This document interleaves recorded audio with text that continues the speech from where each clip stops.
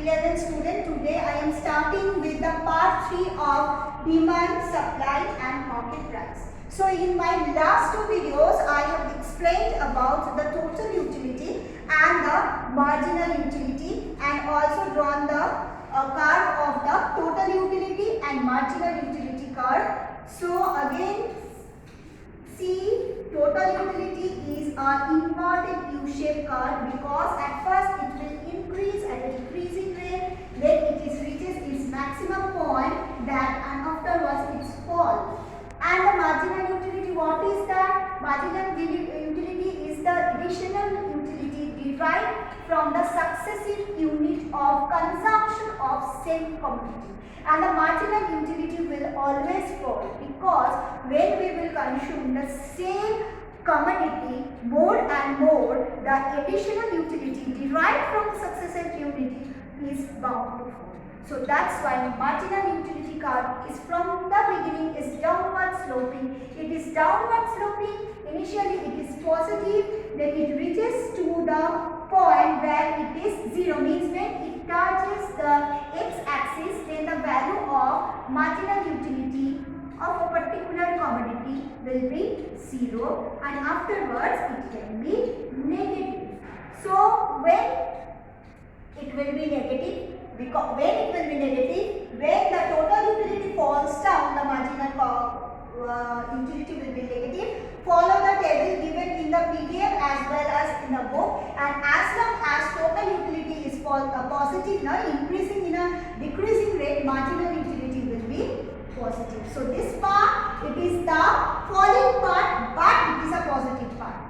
Falling part, positive part, here it is touches the x-axis, as a result value will be 0. Then after crossing the x-axis, then what will happen? The marginal utility value will be negative when total utility falls. Now today I am coming to the topic, that is demand. What is demand? First question I have given in the PDFs.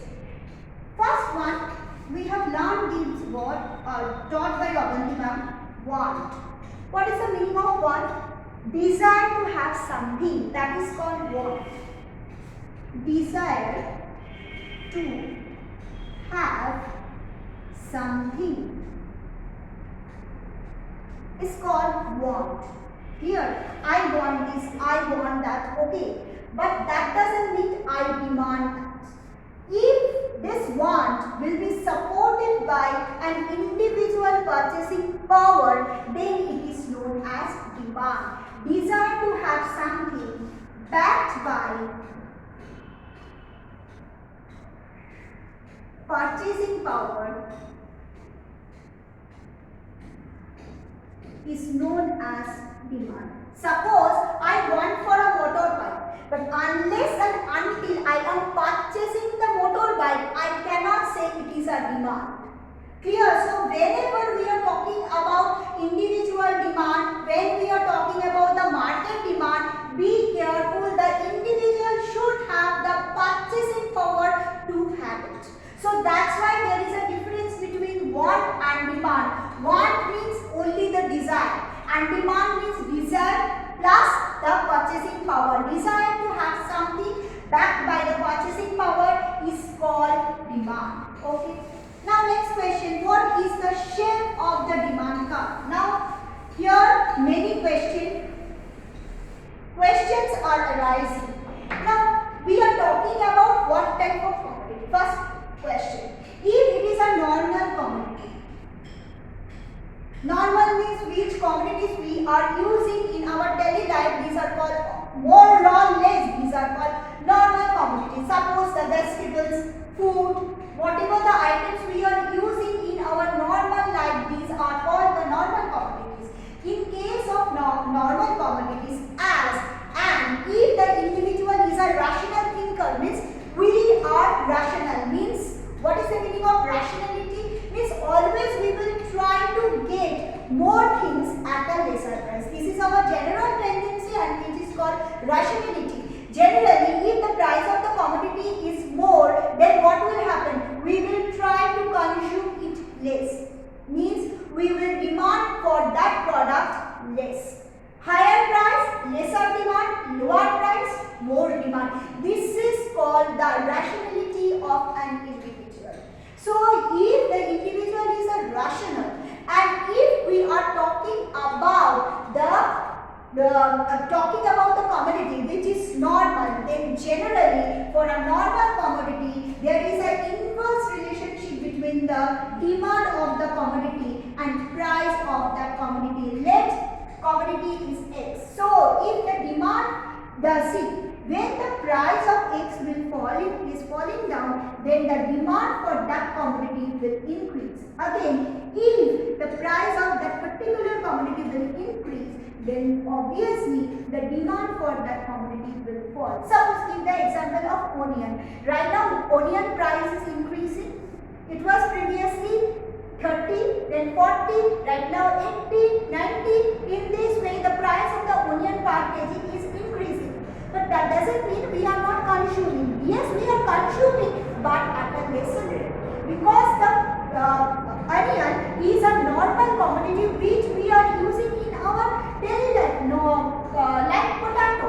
If the price of the potato will increase, that doesn't mean we will stop our consumption.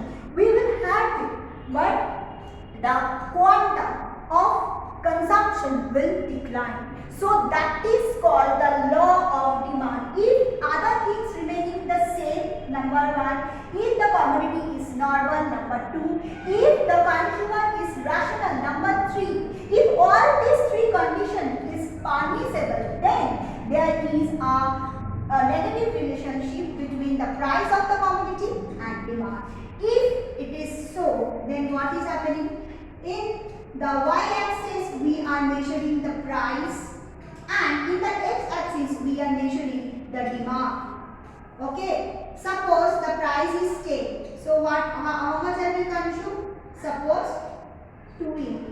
If the price is 8, how much I will consume? Suppose 4 units. If the price is 6, how much I will consume? 6 units. If the price is 5, how much I will consume? 7 units. Just. Now if I will add up all these points, what are the points? A, B, C, D. If all these 4 points will, if togetherly joined up, then what I will get? A downward sloping demand. So demand curve for a normal commodity is always downward sloping. D1 is my demand curve. So what I have taught, the demand curve for a normal commodity is always downward sloping. Now see,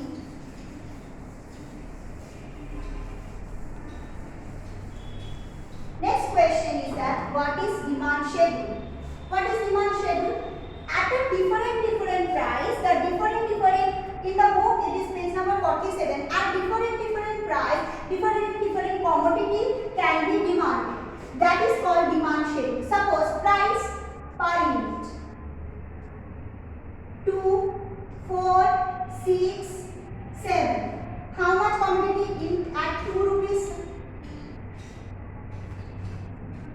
Total demand. You can follow the page of 47. Suppose 40, at 4 rupees, suppose 30, at 6 rupees, maybe 18, at 7 rupees, maybe 16. Got?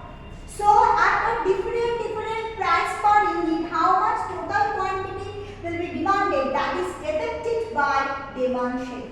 Clear? Understood? Demand schedule is a question can come at a different type of prices. How much total commodity of demand will be purchased? That is affected by demand schedule. Demand schedule is also a downward sloping.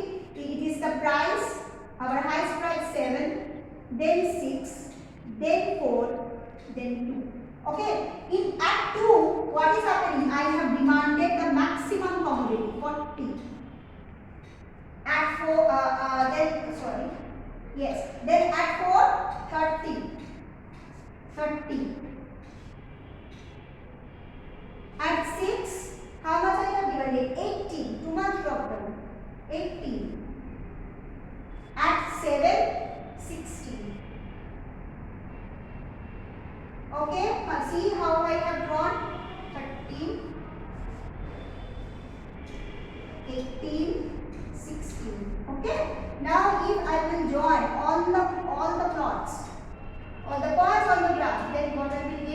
again I am getting down sloping demand curve. Remember, for a normal commodity, demand curve is always downward sloping.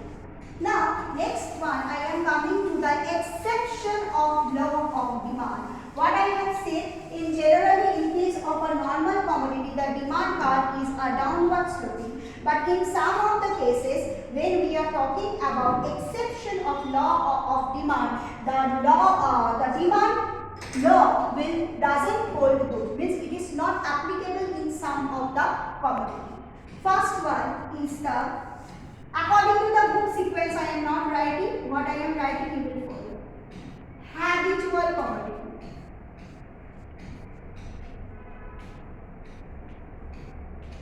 Please write down in your copy. Habitual commodity means the consumer is consuming this type of commodity on account of taste and preferences. Why taste and preferences? Because they are liking the commodity. Suppose you like to travel, you like to consume the cup of tea, then whether you like to read the books, whether you will judgmental about the price, no. So you will consume more and more irrespective of considering the price of the product. So that's why if the price will be more and more, suppose cigarette, alcohol, in that case what will happen? People know the price of the cigarette, alcohol is much, but they never bother because they are liking it. So in my next video, in part 4, I will carry on in the same topic.